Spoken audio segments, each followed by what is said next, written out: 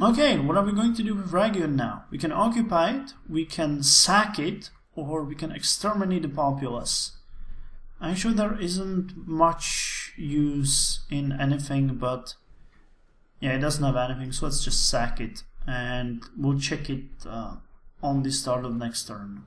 Rome's good name restored. Senatores, the legions have taken Ragon from Roman traders and restored the city to its inhabitants. Some 300 captured Roman renegades have been scourged and beheaded in the Forum. By this action, the good name of Rome has been restored, so far as possible among the allies. Nice!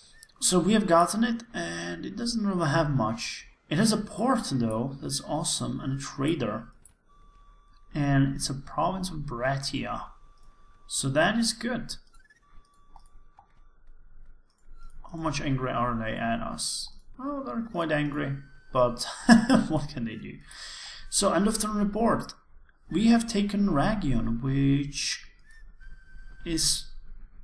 well, oh, the boot is almost complete. We just need the north up to the Italy. And that is going to be a nice lady boot. What do you want here? Carthage, this is not your territory. You should go back. You should go back. Are you trying to block us from reaching there? Well, let's get the pacification on the way. You guys are all building? Wow, yeah, everyone is building and we're doing damn fine. Her family is growing as well. This is all looking really decent. Did you gain any decent skill? No. Command, confidence, influence, nothing. Belts tightened, Imperium relinquished. Man grown. Nice! I'm quite happy about that.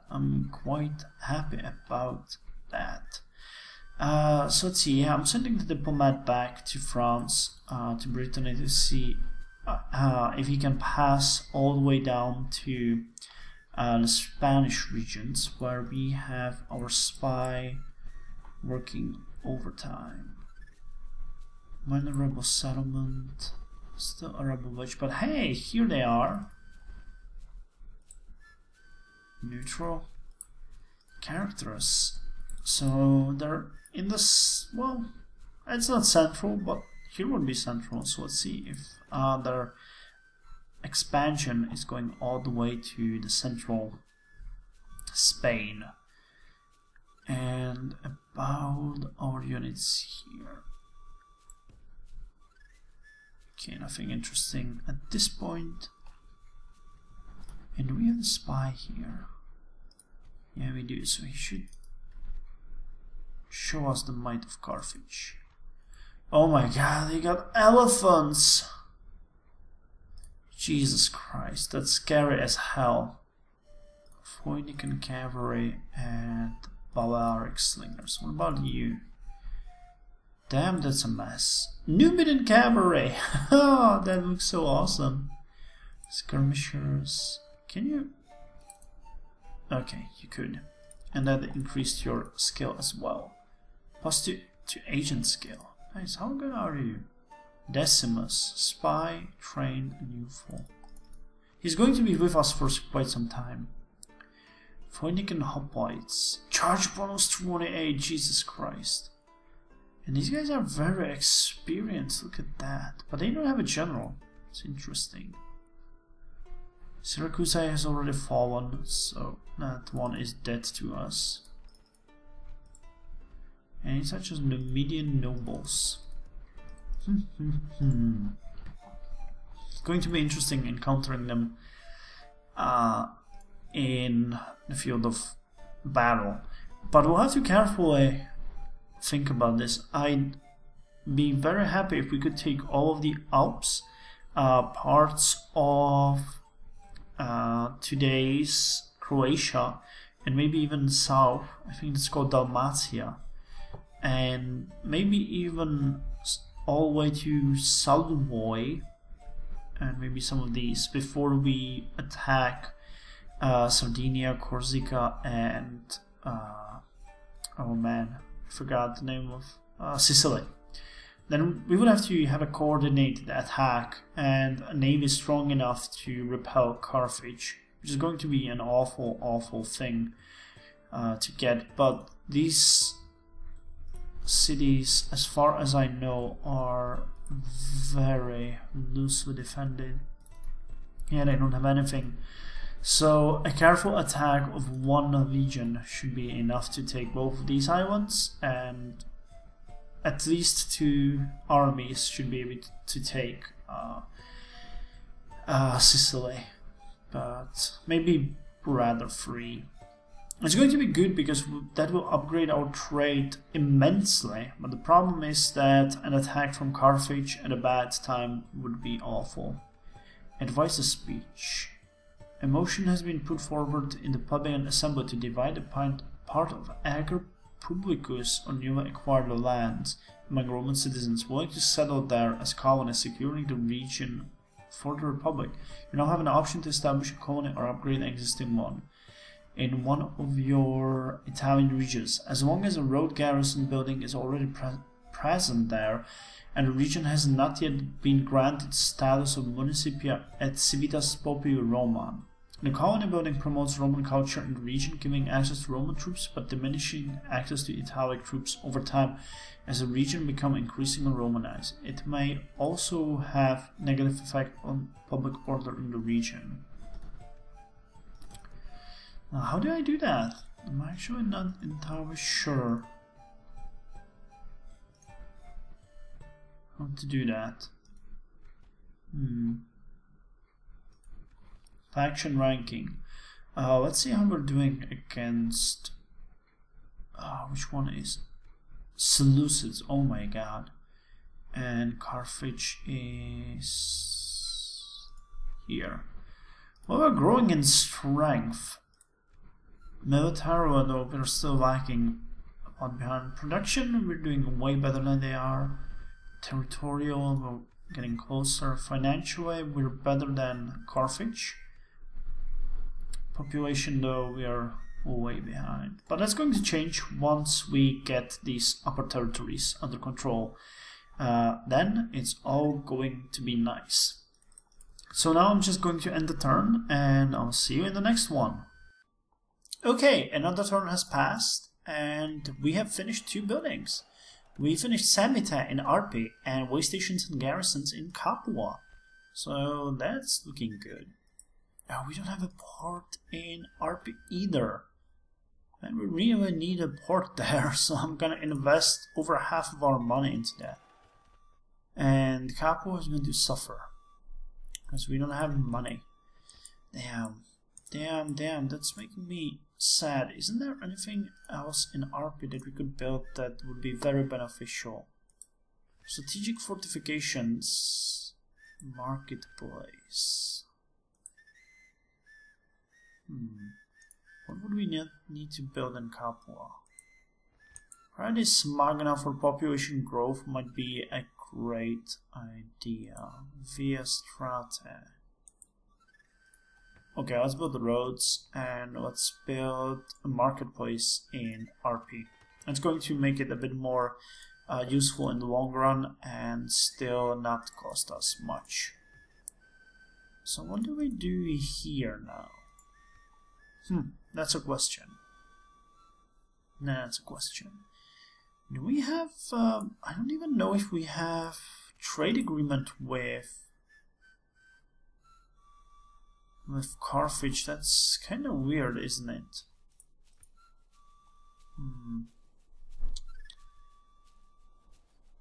And what's up with the map?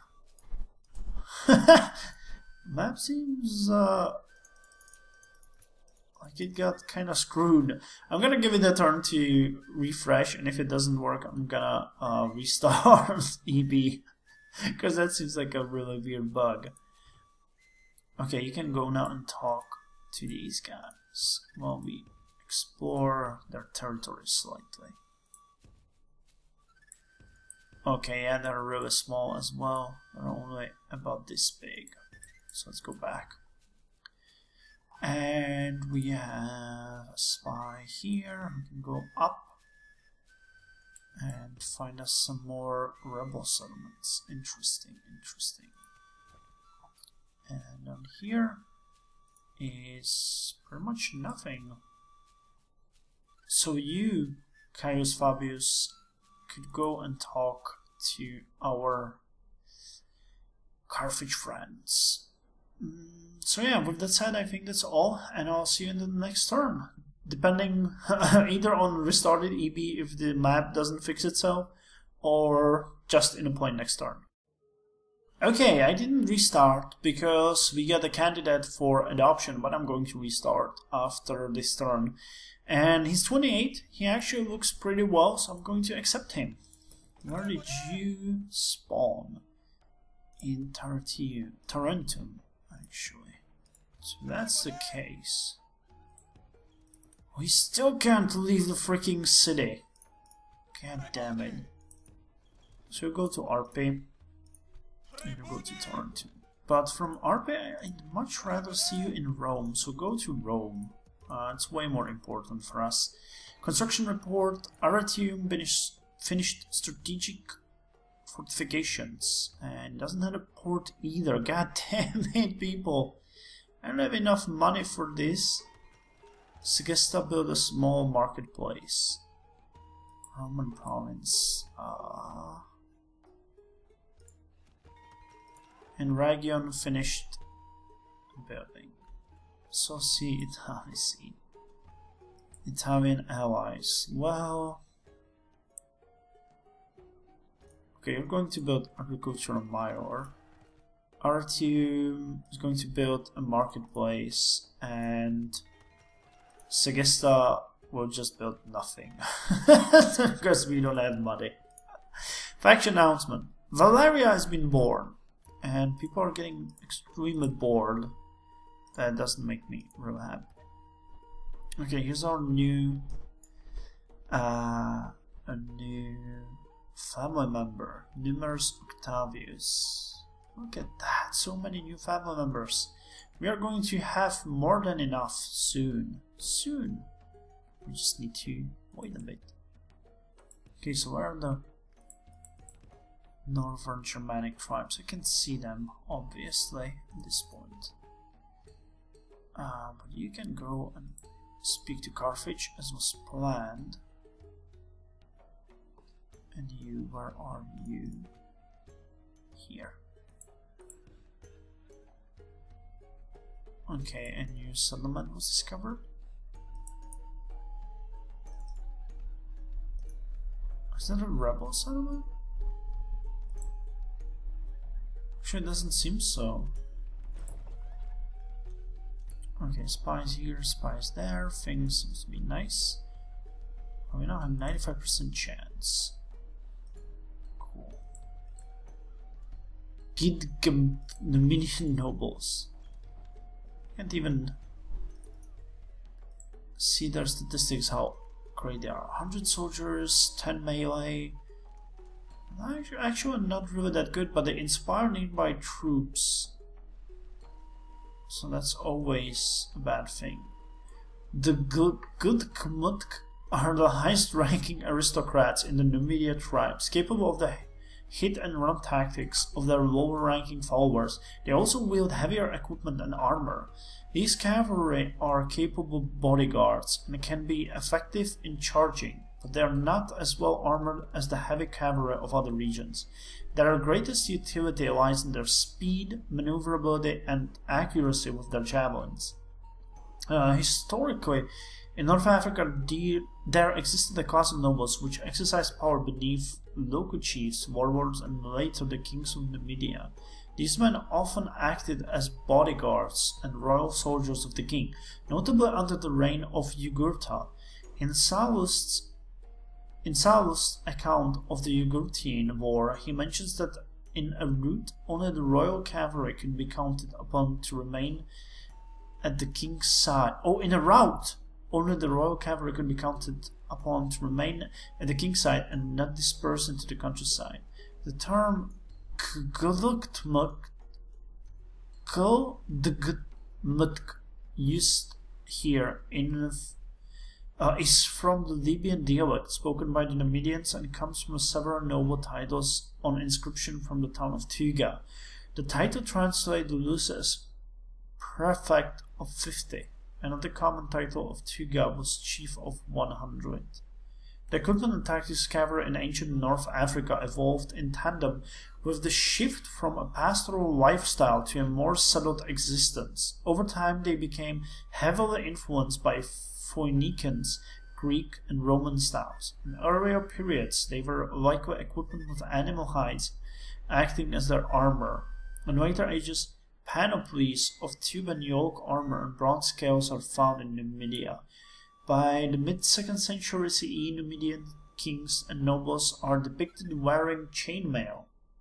This move towards increasingly heavier allied cavalry may be what caused the Numidian nobles to be replaced as bodyguards by Spanish and Gallic mercenary cavalry. Later than this, the Romans record Juba II using a form of cavalry which they describe as being very similar to the professional bodyguards of Augustus and the early emperors. Whether this is a similarity due to both using European cavalry such as Gauls, Iberians, and Germans, or whether this was a move back to native cavalry using arms inspired by foreign styles is unclear.